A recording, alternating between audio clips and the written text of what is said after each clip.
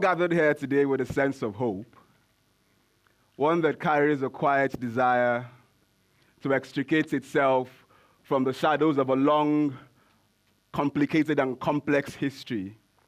A history that has oftentimes tried to circumscribe the limits of what we can hope to achieve individually and as a people.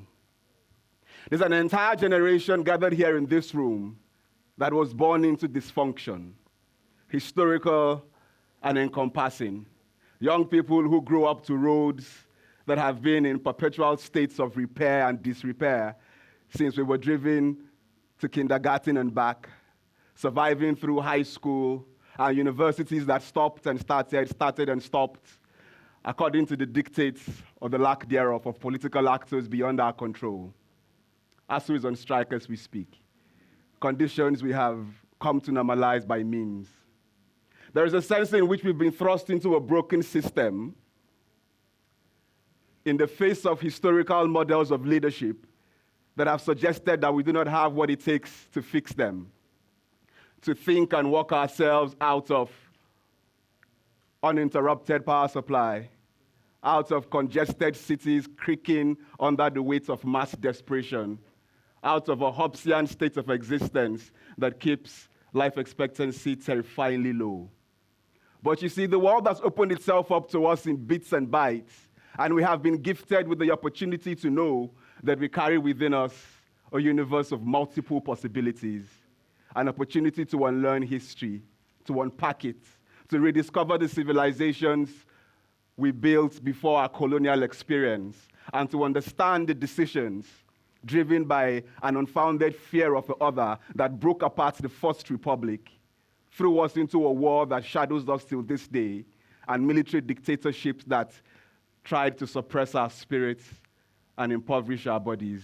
But we have seen and we have proven, one startup at a time, one wave of disruption after another in our creative industries, that history is what we make of it, and that you and I, we have the capacity to create an alternative future for ourselves and for our children after us, looking back and looking forward. History is the art and culture of the Nok people, Benin bronze heads, Fulani empires that sprawled from the caliphate in Sokoto to the dusty lands of the Sudan, Yoruba monarchies and deities, Igbo republican systems of government, independent nations and civilizations pre-colonization. History is the Royal Niger Company, the Queen's incursion into new territory, King Jaja of Okpobo, the king of Koko, spears raised, swords brandished, guns blazed, rebellious native chiefs vanquished. Indirect rule, 1914, amalgamation, North-South, Lugard, Niger area, Flora Shore, Nigeria. History is Awolowo, Azikiwe, Ahmadu Bello, the Constitutions, 1953, Enahoro, the motion, independence, the birth of a promise, and the abortion thereafter is history. History is British conducted elections that gave us the we-for rat, the 1963 census figures, the Southerners disputed the math. Nigeria is just a mere geographical expression. Awolowo said the suspicions couldn't be quelled, an experiment in nationhood flawed from the start. History is the horse tradings and the betrayals that followed. Yesterday's politicians whom today we remember swallowed tomorrow. Samuel Akintala's veiled alliance with the NPC. Obafemi Awolowo's unfeigned defiance of how things had come to be. The UPGA versus the NNDP 1965 Western Region elections. I won, no, we won, no, they won. Thugs, cudgels, guns, blood, bodies, death. Wild, wild west.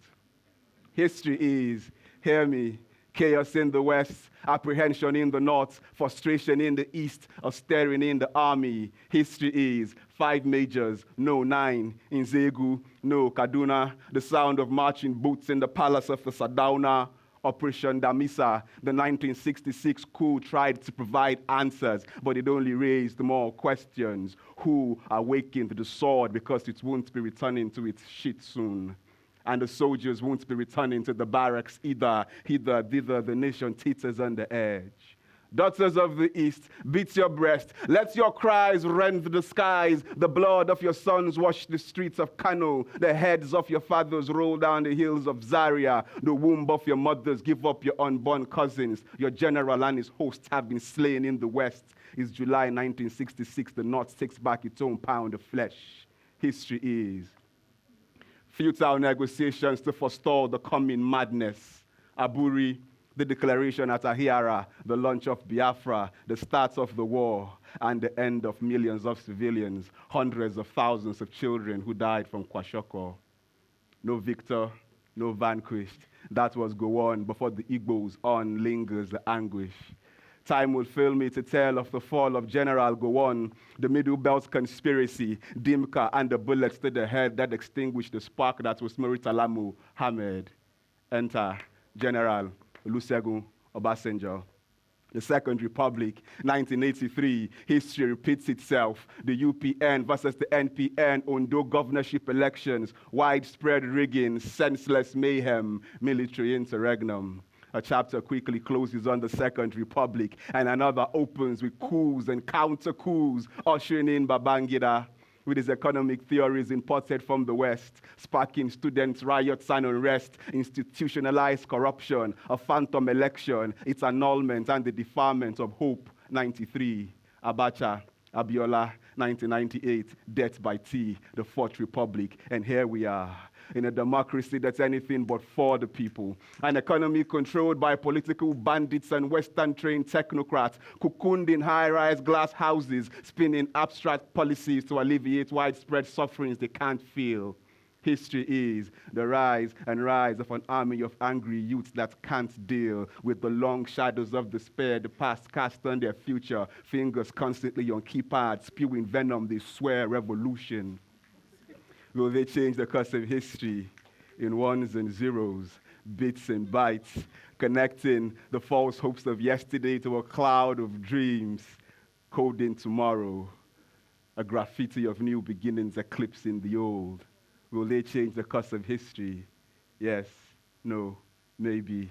History is what we forgot, what we must remember, what we must redefine for the sake of our children. Now, then, forever, what will you do? History is a desperate poet in search of his muse. This poem has gone on for too long. Sorry, folks, I didn't mean to bore you. Thank you.